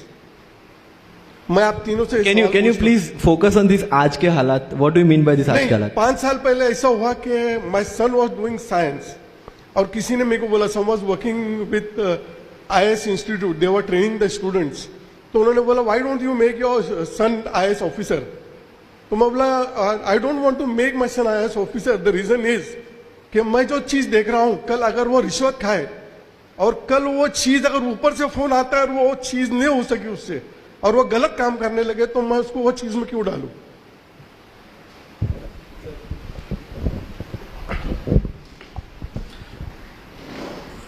Sir पहले तो मैं कहूंगा कि आपने कहा कि आज के हालात, सर हालात हमेशा ऐसे ही रहे हैं. अगर आप किसी का भी समय लें, किसी बड़े शख्सियत को उठाएं, पैगंबर को उठाएं, तो पैगंबर वो बने ही इसीलिए क्योंकि उन्होंने हालात का सामना किया. अगर हालात अच्छे होते तो पैगंबरों को आने की जरूरत ही क्या थी सर. अब आपका बेटा ये डिसाइड करेगा. अब देखिए इन साहब ने इतनी बातें कही, इन्होंने अपनी बातों में आंसर दिया. एक आम आदमी की पूरी जिंदगी दर्द से भरी हुई है, बस वो आम है. एक महान आदमी की पूरी जिंदगी चुनौतियों से भरी हुई है. ये जो आपने शब्द यूज किया ना हालात, सर हालात से ही तो लड़े राम. मोहम्मद साहब, आप मोहम्मद साहब का टाइम देखिए, आप मोहम्मद साहब का टाइम देखिए सर, पहली चीज. दूसरी चीज सर ये है कि हालात, अब जैसे हम तो, मैं तो हिस्ट्री का टीचर हूं तो मैं तो हमेशा एग्जाम्पल वहीं से उठाता हूं. 1398 तैमूर हिंदुस्तान आता है, तबाही मचाता है, सब कुछ खत्म कर देता है. 1398 से लेके 1556 सेकेंड बैटल ऑफ पानीपत, आप समझ लो 150 साल हिंदुस्तान की हालत खराब, सब कुछ तहस नहस. और उस परिस्थिति में सर 1556 में एक 15 साल का लड़का गद्दी पे बैठता है, अकबर. सर हालात देखो आप, हम नाहक में उसे ग्रेट नहीं कहते सर, हम ग्रेट सिर्फ इसलिए कहते हैं कि भाई तुमने इस हालात से तुम निपटे कैसे. एक आदमी कह रहा है मेरा पड़ोसी मुझे गाली दे रहा है, सबके देते हैं दुनिया में, कौन सा पड़ोसी जो किसी को गाली ना दे. और अगर ऐसा है कोई तो आप बताइए, मैं तो मिलूंगा उस आदमी से. लोग कहते हैं मेरे रिश्तेदार मेरे पीछे पड़े. रिश्तेदारों का काम ही है, और क्या करें वो,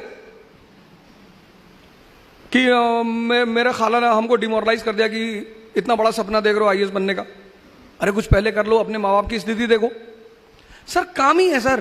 फ्रेंड आपका आ गया, उसने कहा अरे यार आईएएस बनने जा रहे हो. अच्छा ये सीधे हमला कभी नहीं करते, ये इनडायरेक्टली करते हैं. मेरे पास एक लड़की आई 4 दिन पहले, उसने कहा सर मेरे पापा बहुत परेशान है, हमसे करे वापस आ जाओ. मैंने कहा ठीक है, अपने पापा को बोलो मुझसे बात करें. तो मैंने उनसे पूछा कि सर क्या हुआ बताइए.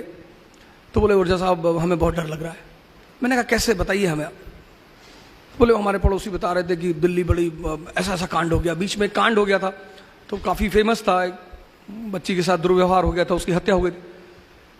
मैंने कहा सर इंदिरा गांधी मार दी गई सर, प्राइम मिनिस्टर उस वक्त थी, आप खुदा बन रहे हो सर. बचा लोगे, ले जाओ सर। हिस्ट्री ने जिसको भी ग्रेट कहा सर, 51 साल की कैरियर में उस आदमी ने तौहीद इलाही, आज मैं तो यूपी का हूं, इलाहाबाद का नाम बदल गया, प्रयागराज हो गया, लेकिन कभी अगर मेरी मुलाकात हमारे ऑनरेबल सीएम से होगी तो मैं उनसे बोलूंगा सर इलाहाबाद का नाम तो उसने कभी चेंज ही नहीं किया सर, उसने चेंज ही नहीं किया सर। प्रयाग आज भी वहां मौजूद है, प्रयाग स्टेशन, आप कभी इलाहाबाद जाएंगे तो आप देखेंगे वहां 2 स्टेशन है, एक इलाहाबाद स्टेशन है, एक प्रयाग स्टेशन है, तो प्रयाग तो वहां आज भी है sir. Allahabad is a meeting ground, जैसे मैंने आगरा के बारे में आपको बताया, तो इलाहाबाद में 2 नदियां आके मिलती हैं, यमुना और गंगा, तो आप पूरी नॉर्दर्न इंडिया उस नदी से कवर कर सकते हो। तो वो बेसिकली एक मिलिट्री बेस है सर। आप कभी इलाहाबाद जाओगे तो आप देखो गंगा के किनारे वो किला बना हुआ है, आर्मी स्टेशन है। उसने सर पहली बार हिंदुस्तान में, दूसरी बार, पहली बार हर्षवर्धन ने कराया, उसने सारे संतों की मीटिंग कराई सर। ये जो आज आप कुंभ देखने जा रहे हो, इसकी शुरुआत हर्षवर्धन ने की। तो सर टैलेंट ही इसी चीज का है। मालिक ने हमें तोहफा दिया, मैंने आपसे कहा मन, तो वो कहता है कि अब ये दे दिया। 1453 मुसलमान दुनिया की ऊंचाई पे,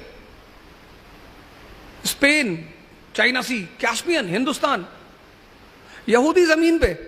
सर आज आप देखो यहूदी दुनिया में ऊंचाई पे, मुसलमान जमीन पे, क्योंकि एक चीज मिस कर गए वो, कि हमें समय को समझना है सर। यही तो टैलेंट है, यही तो हिस्ट्री मुर्दों को क्यों छेड़ेगी। उमर साहब थे खैलिफ, आप देखो पुराने जितने भी कैलिफों, आप जो आज अमेरिका में डिपार्टमेंट है रॉकफेलर, वो कहां से आया सर? बगदाद से। उस डिपार्टमेंट को किसने बनाया था? कैलिफ अल हारून ने। उस डिपार्टमेंट का नाम था बैतुल हिकमत। दुनिया के सारे विद्वानों को बगदाद बुलाया जाता था। मैंने तो मास्टर ब्लास्टर सचिन का नाम सुना, आज मैंने मास्टर ब्लास्टर सैफिन को देखा सर। आपके सामने इतना बड़ा एग्जाम्पल बैठा हुआ है सर। यही तो आपने अपने बेटे को गलत मना किया सर। सर मैं माफी चाहता हूं, आपको नहीं करना चाहिए था सर, क्योंकि तब आपको समझ में आता वो टैलेंट जो है ना सर, हो सकता है आपके बेटे के सामने लग जाता द ग्रेट। आज हम जिस दौर से गुजर रहे हैं सर, हो सकता है वो बंदा उस चीज, यही तो चुनौती है सर। मैं एक जगह क्लास लेने गया, मैं अब हिस्ट्री मुझे पढ़ाना है सर, तो और मुझे यूनिटी इन डाइवर्सिटी पढ़ाना है। उन्होंने मुझसे कहा ओझा साहब आपने मुगलों की बड़ी तारीफ कर दी। मैंने कहा सर मैं थोड़ी करता हूं, इतिहास करता है सर। बोले नहीं आपने कुछ ज्यादा ही कर दी। अरे मैंने कहा किसकी कर दी सर? मुगल मेडिवल इंडिया हमारा, एक कम्युनल दंगा नहीं हुआ सर। एक क्लास में 100 से ज्यादा लोग बैठे, मुझे एक दंगा बता दो जब मध्य मेडिवल इंडिया में कोई दंगा हुआ ही नहीं सर। इल्तुतमिश, मौलानाओं का एक डेलीगेशन उससे मिलने के लिए आता है, इंप्लीमेंट डेथ और इस्लाम इन हिंदुस्तान। उसका गुरु है कुतुबुद्दीन बख्तियार काकी। आप दिल्ली जाओगे तो देखोगे कुतुब मीनार, वो उसी की है, काकी साहब के नाम पे है। सूफी आदमी कुतुबुद्दीन ऐबक मिलने गया काकी से, कहा कि सर ये हमारे जो धार्मिक लीडर हैं ये ऐसा ऐसा कह रहे हैं। उसने पूछा कि ये जो क्राउन रखे हो सर पे कितने का? कहा 5 करोड़ का। कहा ठीक। और मौलाना साहब? बोले 10 रुपए का। तो एक कांस्टेबल भी कैप पहनता है, एक सब इंस्पेक्टर भी पहनता है, एसपीसीटी भी पहनता है, लेकिन हर कैप की एक वैल्यू है सर। वो वैल्यू उसकी थॉट प्रोसेस को डिफाइन करती है। संत अलग है सर, उनको बीच में मत लाइएगा, वो तो कुछ नहीं पहनते। उसने कहा तो तू 5 करोड़ के हिसाब से सोच, 98% नॉन मुस्लिम, हम 2%, हम इन पे शासन कर रहे हैं। क्यों? क्योंकि ये डिवाइडेड है, ये ब्राह्मण क्षत्रिय वैश्य, ये एक दूसरे को देखना नहीं चाहते। यही हमारी ताकत है। अगर तुमने इनके धर्म पे हाथ रखा, ये 98 एक हो जाएंगे, और अगर ये 98 एक हो गए, मैं तो कन्वर्ट हो जाऊंगा। मैं तो यूनिटी ऑफ गॉड में बिलीव करता हूं सर। दास था वो स्लेव। इल्तुतमिश का जीवन स्लेव से शुरू हुआ सर। उसकी बेटी, 50 बेटे थे सर, 50। ग्वालियर में बीमार हो गया वो। उसने अपने बेटों को खत लिखा कि आओ मेरी मदद करो। कोई नहीं गया कि मान लो अब्बा वहां मर गए तो यहां दूसरा भाई कब्जा कर लेगा। उसकी बेटी गई सर, रजिया। उसने कमांड ली अपने हाथ में, ग्वालियर के राजा को हराया सर, ग्वालियर पे कब्जा किया। उसने ग्वालियर में अपनी बेटी का राज्याभिषेक कर दिया, 13वीं शताब्दी का मुसलमान। उसने ग्वालियर में, उसने कहा मेरे बाद मेरी बेटी। नहीं सर, ये मास्टर ब्लास्टर हमारा आपसे अभी आपने शायद सुना नहीं इसको कायदे से। इसने कहा आपको दूसरों को नहीं सुनना सर, आप अपने बेटे को सर फिर से भेजिए, हो सकता है वो भारत को दूसरा अकबर मिल जाए। आज तो सर हमें ऐसे ही लोगों की जरूरत है ना सर। मैंने क्लास में कहा, शुरुआत में जब बोल रहा था, मैंने कहा सैफिन से मेरा एक अलग लगाव है। सोच पढ़ने से कुछ नहीं होता, तोतों को भी सिखाते राम राम, पर कोई तोता आज तक अरहत हुआ नहीं हुआ। मालिक की सबसे बड़ी गिफ्ट यही है सर। तो मैं माफी चाहता हूं, लेकिन मैं चाहूंगा कि आप अपने साहबजादे से कहें कि आप जो करना चाहें आप करें, दुनिया कुछ नहीं कर पाएगी सर।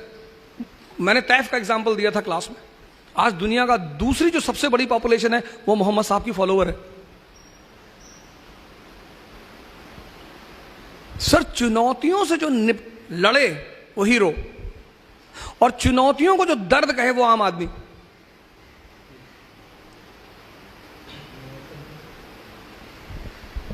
सर कुछ और कहें?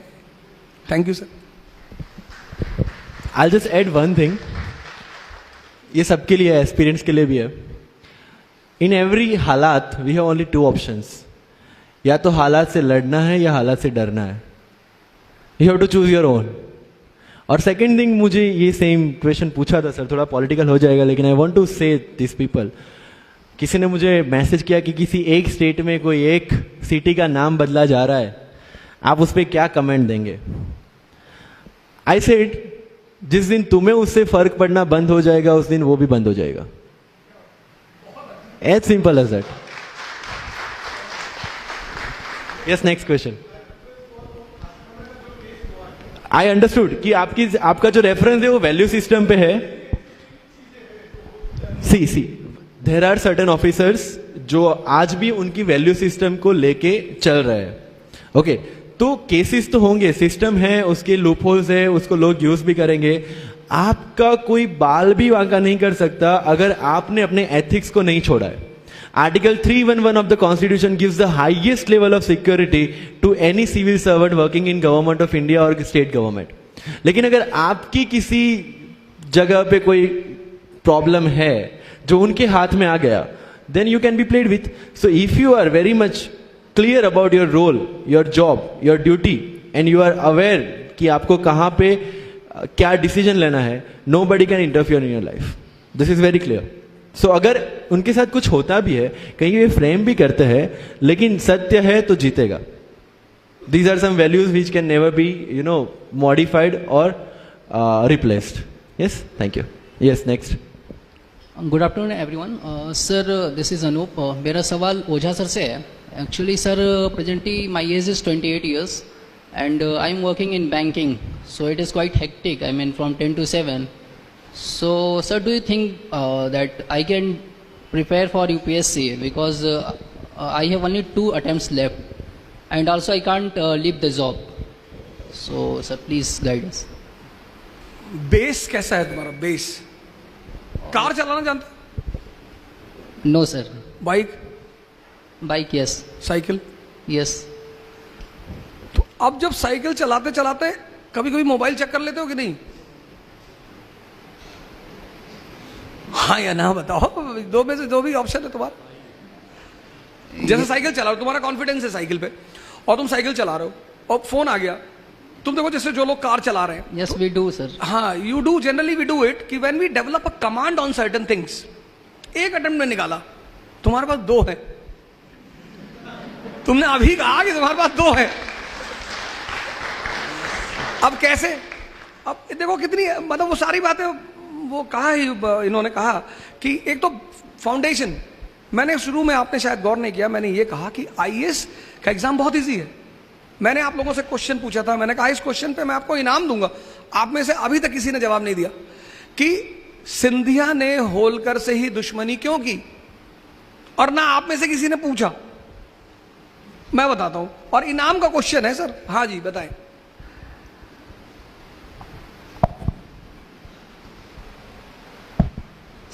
मैंने आई थिंक कहीं पढ़ा था, वो पानीपत से होलकर भाग के आए थे, मतलब विश्वास राव को छोड़ के आए थे शायद, ये पढ़ा था मैंने, शायद ये रीजन हो सकता है। ठीक ठीक। और कोई?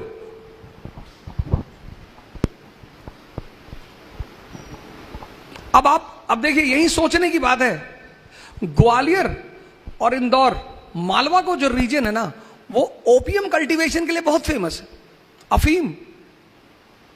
ईस्ट इंडिया कंपनी उस अफीम को सबसे ज्यादा बेच रही थी चाइना में। जैसे आज तेल अमेरिका के लिए है, ऐसे अफीम थी ईस्ट इंडिया कंपनी के लिए। इनके पास इतना सोना नहीं था। और चीनी जो थे, चाइनीज, ये किसी भी अपने गुड्स को सिर्फ सोने में बेचते थे, सोने के अलावा किसी में देते ही नहीं थे। कहते थे सोना लाओ, कुछ और किसी में देना ही नहीं, और इनको अपना सोना बचाना है। तो फिर धीरे धीरे इन्होंने चीन में अफीम का व्यापार शुरू किया। लोग वहां के, इसीलिए चीन की हिस्ट्री जब आप पढ़ेंगे उसमें ओपियम वॉर शब्द आएगा आपके पास। और ये मालवा और का जो रीजन है, ये कितनी सारी नदियां, बेन, बेतवा, केन, ये सारी नदियों का इलाका, फर्टाइल लैंड, हाईलैंड। यहां का टेम्परेचर बड़ा प्यारा है, थोड़ा सा हाईलैंड है, तो टेम्परेचर जो है थोड़ा सा नॉर्मल है, ओपियम पैदा होने के लिए बड़ा सूटेबल है। तो अब जिसका भी मालवा पे कब्जा होगा, उसका ओपियम की खेती पे कब्जा होगा, और जिसका भी ओपियम की खेती पे कब्जा होगा, उसके पास पैसा ज्यादा आएगा। मैंने क्या कहा, आपने शायद, मैंने जितनी बातें जो आपसे कही हैं, सर जोड़ो, सर दिमाग का इस्तेमाल करो। ये दिमाग किसी के में लगाने के लिए बिल्कुल नहीं मिला। दुनिया का सबसे बड़ा कुफ्र है, इस्लाम के जो सिद्धांत हैं बेसिकली, वो लगभग सारे धर्मों के सिद्धांत हैं। काफिर, अकबर ने सवाल किया अपने गुरु से, अब्दुल लतीफ से, काफिर कौन? उसने कहा नमाज पढ़ोगे जब, तो जो नमाज पढ़ना, असर की पढ़ना, फजर की पढ़ना, जब भी पढ़ना, पांचों में से मुझे बताना, नमाज पढ़ के मेरे पास आना सीधे, तब मैं बताऊंगा काफिर कौन। तो लड़का सुबह का तो नहीं पढ़ पाया, तो शाम की जब नमाज उसने अदा की, तो अपने गुरु से मिलने गया, कहा मैं नमाज पढ़ के आ रहा हूं। बोले कायदे से पढ़ी? बोले हाँ। तो बोले ईमानदारी से बताना कि जब नमाज सजदा कर रहे थे तो सिर्फ मालिक का ख्याल था? उसने कहा ये ना पूछे, ये ना बता पाऊंगा। बोले नहीं, बताना पड़ेगा, तभी मैं तुमको जवाब दूंगा।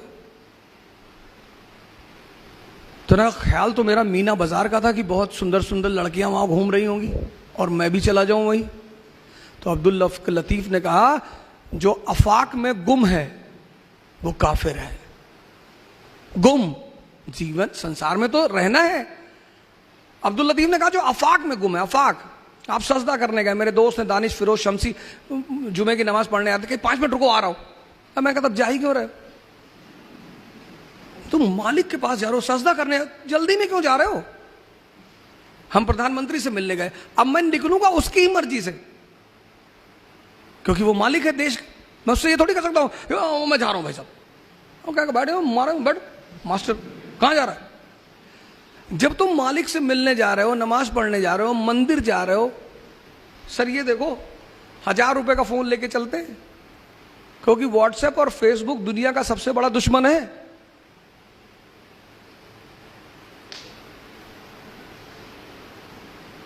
काफिर ज्यादा हो गए, किसकी वजह से? फेसबुक की वजह से। काफिर ज्यादा हो, ये दुनिया में जो आप उथल पुथल देख रहे हो, किसकी वजह से? काफिर। काफिर का मतलब क्या? जिसका दिमाग मालिक के साथ भी नहीं एक है। कम से कम आप किसी बड़े आदमी के सामने बैठे तो उसके ऊपर ध्यान लगाइए। आप नमाज पढ़ने के धीरे से मोबाइल निकाल के देख रहे हैं, अगल बगल आप देख रहे हो, कोई देख तो नहीं, उससे क्या फर्क पड़ता है सर? आप देखिए,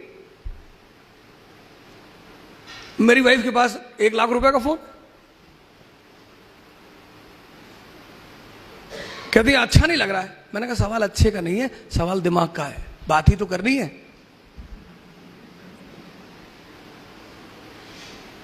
आपके पास 2 अटेम्प्ट है सर जी। एनसी आप पढ़िए बैंक में, कोई बात नहीं, आप हमें हमारा जो एक प्रोग्राम है, टेस्ट सीरीज का प्रोग्राम है, इकरा शुरू करेगी, वो जो टेस्ट सीरीज हम शुरू करने जा रहे हैं 60 टेस्ट 60 1000 क्वेश्चन पर सब्जेक्ट, हिस्ट्री में 1000, पूरी हिस्ट्री आपको क्लास में रिपीट कराएंगे, ऐसे ही क्वेश्चन देकर डिस्कस कराएंगे। और इन्होंने क्या कहा, जब आप एक क्वेश्चन पढ़ते हैं तो उस क्वेश्चन के चारों तरफ भी देख ही लीजिए। तो हमने इसमें लिखा है बुक में, बुकलेट में आपने देखा होगा 1:4 का फॉर्मूला। हम एक क्वेश्चन नहीं करेंगे, इन्होंने कहा कि जब आप क्वेश्चन करते हो तो आप की देखते हो, की में तो सिर्फ एक आंसर दिया है ना, तो आप उसके अगल बगल की चीजों से बच गए। हम यहां वही करेंगे, हम उस एक क्वेश्चन पूछेंगे, उसके अगल बगल जितनी भी चीजें, हमने यहां बुद्ध की प्रतिमा लगाई इसलिए नहीं कि हम बुद्धिस्ट हैं, यहां इतने महान लोगों की फोटो लगी हुई है, एक और रख दी हमने। आपने गौर किया, आपने में से किसी ने नहीं पूछा कि साहब ये बताइए आप तीनों में से बुद्धिस्ट कौन है। हमने जानते क्यों लगाई, क्योंकि ये दुनिया का पहला पैगंबर है जो रैशनलिज्म की बात करता है। ये दुनिया का पहला पैगंबर है, रैशनलिज्म। आदमी है, मुझे अल्लाह है कि नहीं है, क्या करोगे जान के, प्रॉब्लम बताओ, मेरे बच्चे की शादी नहीं हो रही, हाँ ये बोलो ना, चले आए, वो है या नहीं, ये तो एक अलग सवाल है। इतनी बड़ी कायनात, इनामदार साहब इतना बड़ा इंस्टीट्यूट चला रहे, उनको हटा दो, ये चलेगा? तो ये तो सवाल ही नहीं कि हम उस पर चर्चा करें। इनामदार साहब हैं, मालिक है यहाँ के, राजा हैं यहाँ के, चला रहे ना, मैनेजमेंट कर रहे हैं ना, कितना बड़ा काम कर रहे हैं। आप कह रहे हैं, आप बताओ इनामदार साहब दुनिया है कि नहीं है? भाई इतनी बड़ी चीज कैसे चलेगी, कोई तो चलाएगा, उस पर तो सवाल ही नहीं। लेकिन पहले आप ये देखो क्यों ढूंढ रहे हो। सर हम चाहते हैं मेरा लड़का डॉक्टर हो जाए, तो उसको क्यों ढूंढ रहे हो? नहीं, वो आशीर्वाद, आशीर्वाद सबको देता है। दुनिया, आप एक अपराधी से नफरत करते हो, वो नहीं करता, और सबको हमेशा देता रहता है। लेकिन कौन ले रहा है, ये तो फर्क, ये सबसे बड़ी चीज, ले कौन रहा है। उमर साहब, कैलिफ उमर कैलिफ, बगदाद के कैलिफ। अभी सर ने हमारे कहा आज के हालात, गांव का प्रधान पिजारो से चल रहा है, बोलेरो से चल रहा है, फॉर्च्यूनर से चल रहा है। कैलिफ उमर, बगदाद के कैलिफ, ईद मनाने का पैसा नहीं। अपने खजांची से कहते हैं कि यार कुछ पैसे दे दो, बच्चों के लिए कपड़े ले लूं, अगले महीने की तनख्वाह में वापस कर दूंगा। खजांची और तेज था, उसने कहा लिख के गारंटी दे दो कि अगले महीने जिंदा रहोगे। जब वैसे राजा थे तो लोग खुश थे। और इस देश में हालात बनाए किसने? हमने। डेमोक्रेसी है, we the people of India solemnly resolve. अगर आपको अभी पता चल जाए कि मेरे ऊपर हत्या के 20 केस चल रहे, आप सब उठ के चले आओगे, इस आदमी से कुछ सुनना ही नहीं। आप जब मेरे सामने से उठ के जा रहे हो कि हत्यारा है, हम इससे कुछ नहीं सुनेंगे। सर ऐसे आदमी को संसद में क्यों बिठाते हो?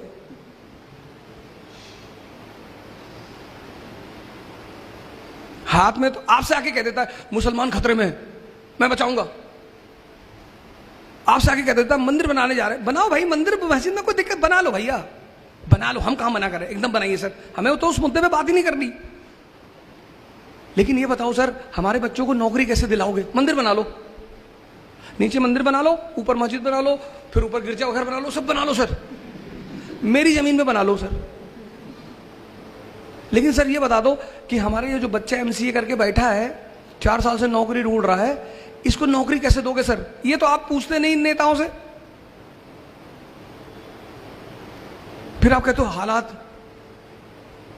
अब इस देश के हालात को आप ही लोग बदलोगे, फिर आपकी हिस्ट्री लिखी जाएगी, फिर उसमें से आप में से कोई निकलेगा सैफिन द ग्रेट,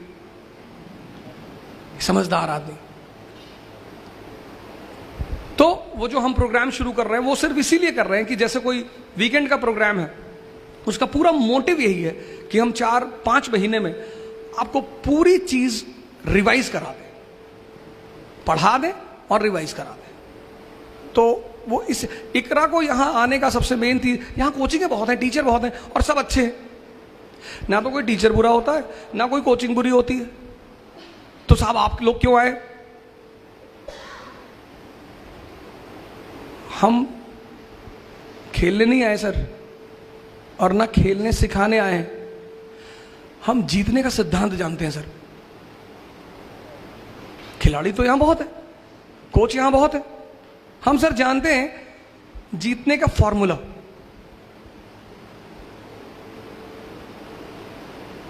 वो आपसे शेयर करने आए। इन्होंने कहा ना कंसोलिडेशन, आपने ध्यान नहीं दिया होगा उस शब्द पे।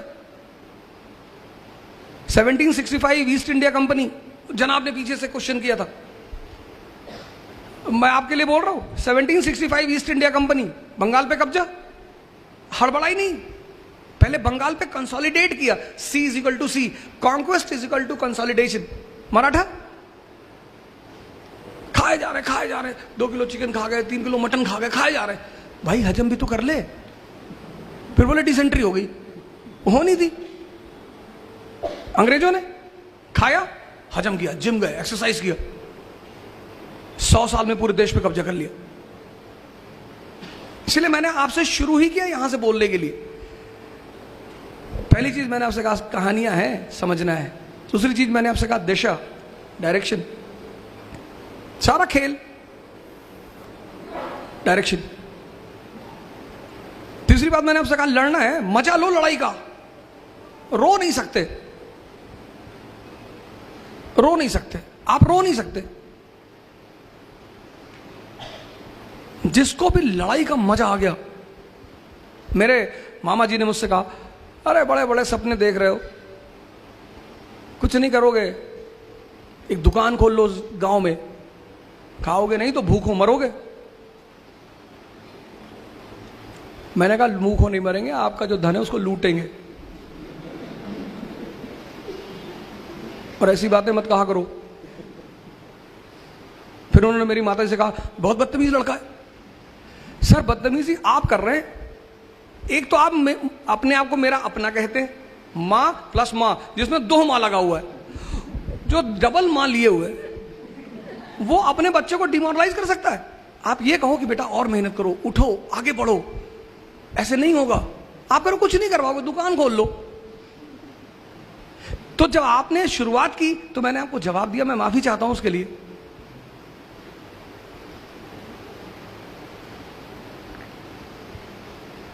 तो पूरा ये खेल है सर, ये सिर्फ एक खेल है।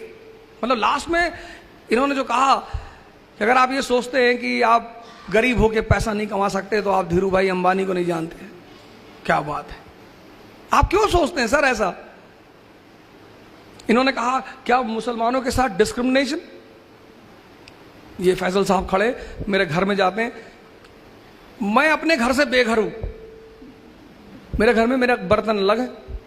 अब ब्राह्मण घर में गलती से पैदा हो गया, वो कहीं अफगानिस्तान वगैरह में पैदा होना चाहिए था मुझे, और गोश्त का मैं शौकीन हूं, तो उन्होंने मेरे बर्तन अलग कर रखे। मेरी माता जी आती चेक करती कि कहीं इसमें ना खा ले। ये कौन सी डिस्क्रिमिनेशन, किस बात की? और जो डिस्क्रिमिनेशन करता है, आप पूछिए सामने बैठे, मैं अपने स्टूडेंटों से कहता हूं मुझसे 2 बात कभी मत बताना, एक अपना नाम और एक तुम्हारे फादर क्या करते हैं।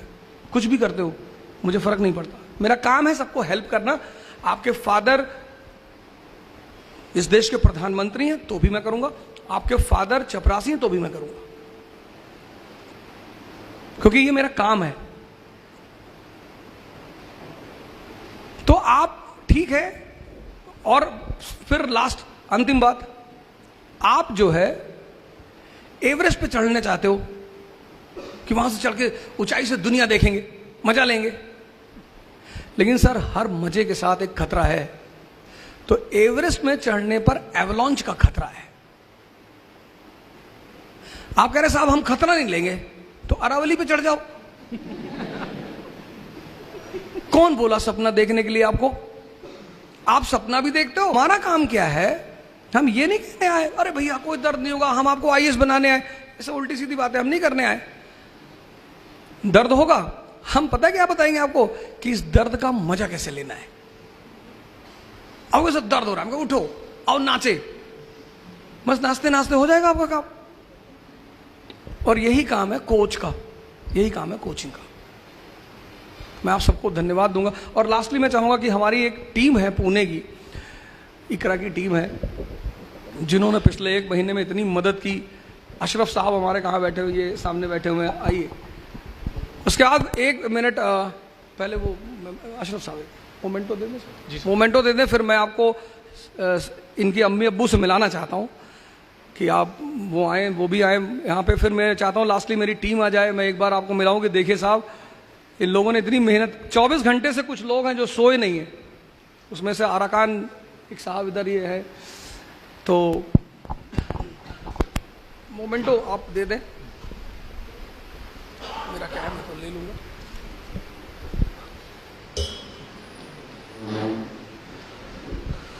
तो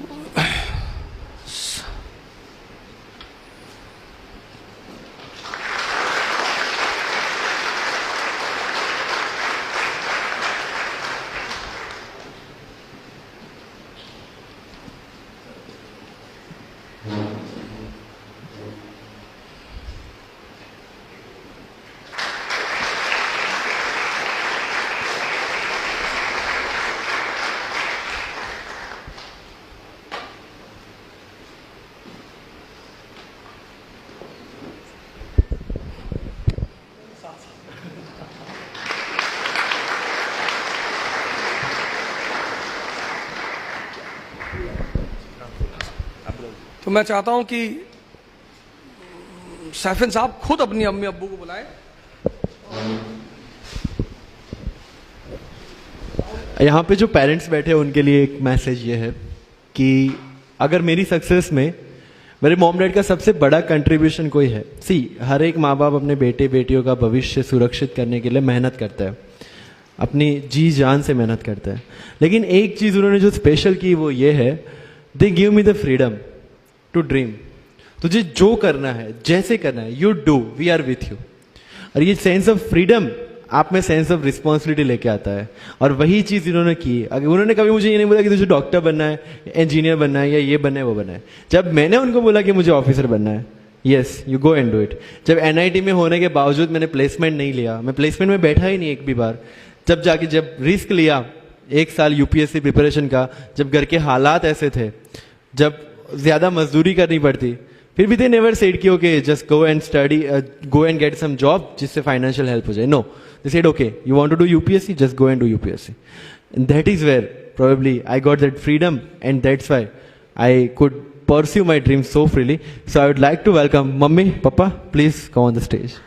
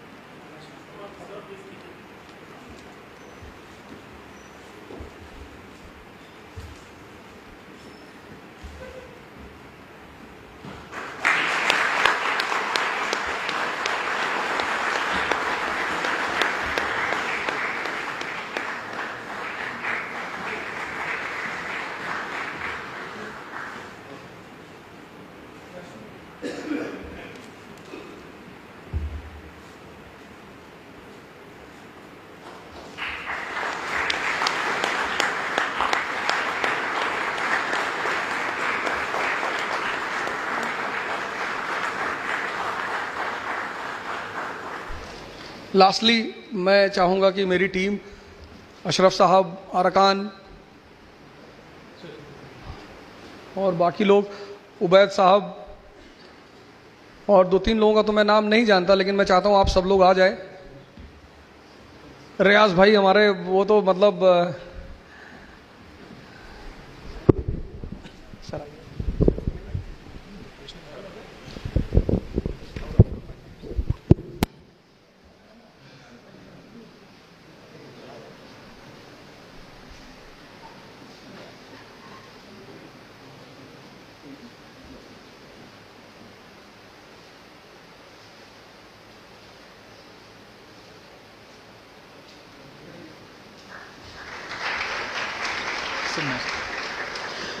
तो मैं लास्टली सबको, पूना के सभी लोगों को बहुत बहुत शुक्रिया कहना चाहता हूँ. आपने बड़ा सहयोग किया और आप आए बैठे इतनी देर, तो thanks a lot. So guys, we end this session with a national anthem. So I request all of you to please stand. Thank you. Jana Gana मन अधिनायक जय हे, भारत भाग्य विधाता. पंजाब सिंधु गुजरात मराठा, द्राविड़ उत्कल बंगा. विंध्य हिमाचल यमुना गंगा, उच्छल जलधि तरंगा. तव शुभ नामे जागे, तव शुभ आशीष मांगे. गाहे तव जय गाथा, जन गण मंगल दायक जय हे, भारत भाग्य विधाता. जय हे, जय हे, जय हे,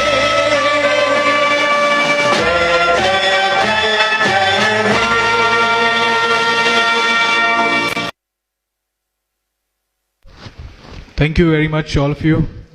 So, this seminar for today ends here. And please, I request all of you to please go for refreshments outside and also submit the registration form at the registration desk. Thank you. My name is Upendra Davle. Thank you.